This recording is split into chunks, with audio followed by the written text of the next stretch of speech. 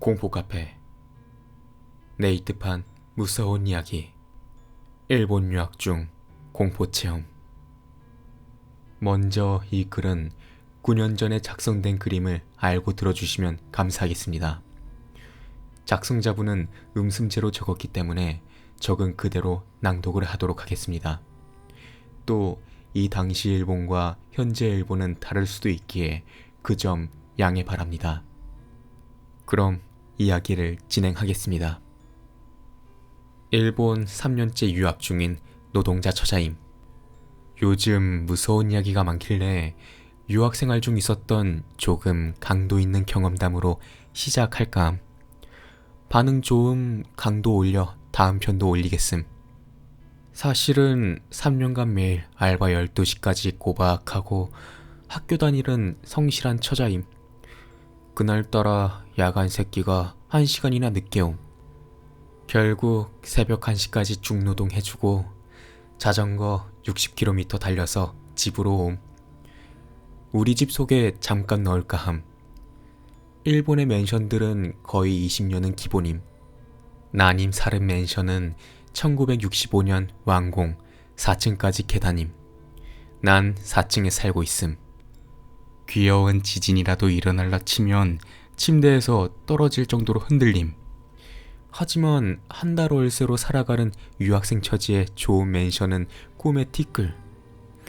계약할 때 집주인 일본 사람이 충고했지만 신주쿠에서 이렇게 싼 데 없다며 듣지도 않고 계약해버렸음. 그때 귀를 후벼 파고 잘 들었어야 했는데. 암튼 집에 와서 바로 샤워하고 유일한 안식처인 침대로 올라감. 학교 과제며 기타 등등을 감싸 안고 깜빡 잠이 듦. 근데 뭔가 슥슥 움직이는 소리에 눈이 떠짐. 처음엔 방이 하도 어지러워져 있어서 또 지진의 물건이 책상인가 어디서 떨어져 있는 줄 알았음. 근데 뭔가 검은색의 머리카락이 잔뜩. 님들이 생각하는 그게 맞음. 사람 머리임. 정확히 눈썹 위부터 머리 꼭대기까지인 그 머리님이 내 방바닥을 슥슥 돌아다님. 방바닥이 카페치라 소리가 너무너무 리얼했음. 눈 돌리고 자시고 움직일 수가 없음. 그대로 기절하고 싶었지만 기절도 아무나 안함. 숨쉬기도 힘들었음. 목소리도 안 나옴. 그대로 눈 질끔 감고 벌벌벌벌 떨며 날이 밝기를 기다림. 혹시 가위 눌린 건가 싶어 혀를 살짝 깨물었음. 이건 가위가 아님. 지금까지 살면서 제일 긴 새벽이었음. 슥, 슥, 슥, 슥.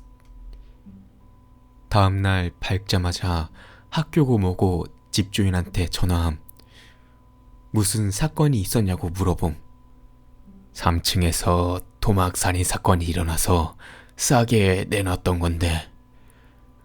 벌써 1년쯤 전에 있었던 일임.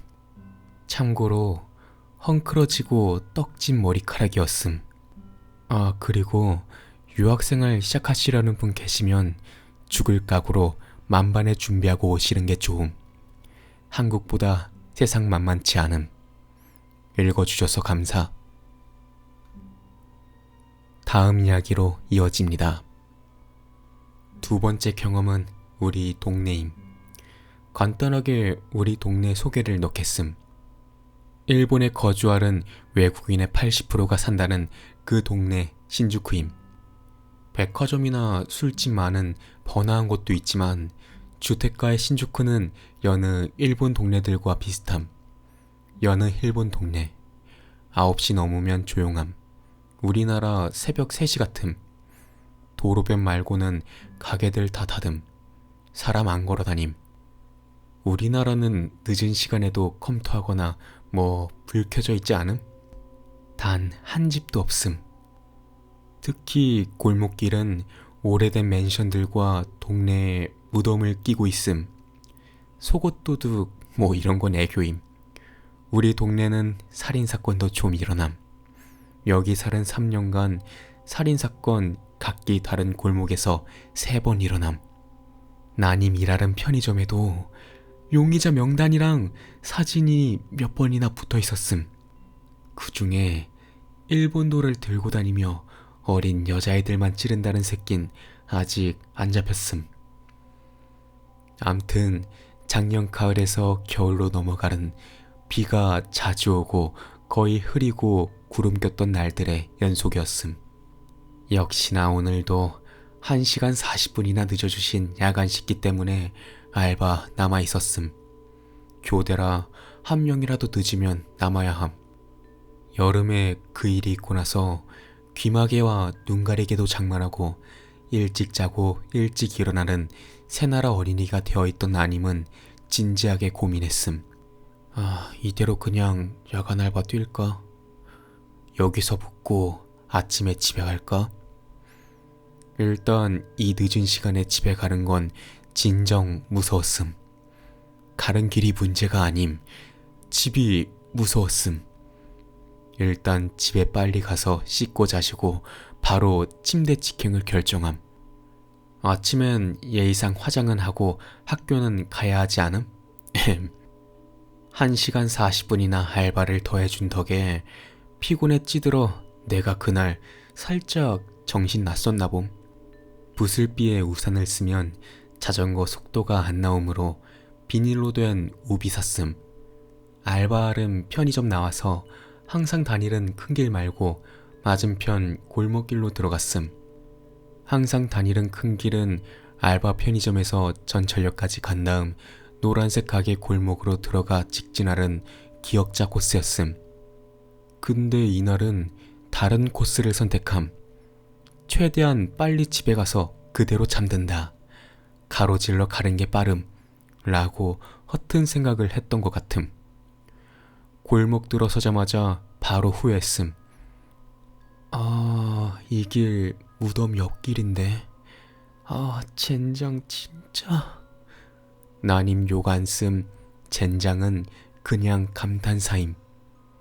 하지만 이미 속도 60km 내고 있는 자전거임. 살짝 내리막이라 멈출 수 없음. 이 전막 속에 자전거를 멈추는 게 더 무서움. 몰라. 우리 집은 더 무서워. 혼잣말 했음. 열심히 달리고 또 달림. 드디어 무덤 옆 담장이 나옴. 긴장 무지함. 주위 막 살핌. 부슬비에 뿌옇게 보임. 이제 슬슬 왼쪽으로 꺾는 길이 나올 때가 됐음. 나올 때가 됐는데? 좀 이상함. 나 지금 무덤 옆길 계속 달리는 중임. 왜 꺾는 길이 안 나오지? 처음엔 무섭고 자시고 의아했음. 이때부터 안 말고 힐끔힐끔 주위를 조금 둘러봄. 왼쪽엔 무덤 담장이 있고 무덤 팻말 같은 것들이 삐죽삐죽 보이고 오른쪽엔 그냥 오래된 충수낮은 맨션들. 용기 내서 뒤를 한번 돌아봤음. 나님 알바하는 편의점 불빛이 작게 보임.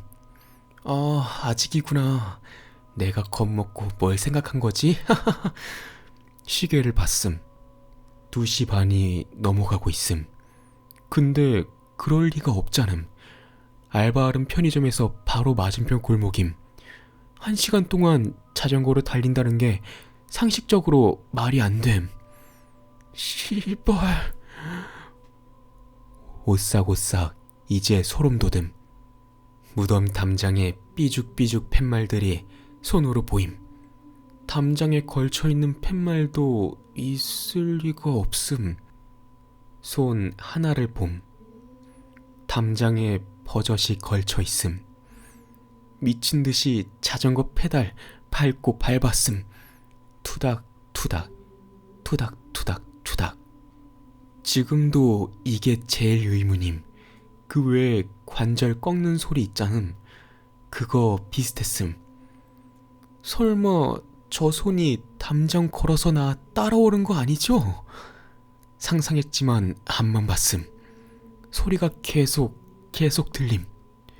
어디서 들리는지도 모르겠는 상황에 앞만 보고 그냥 달렸음. 빨간 벽돌 맨션, 저기다.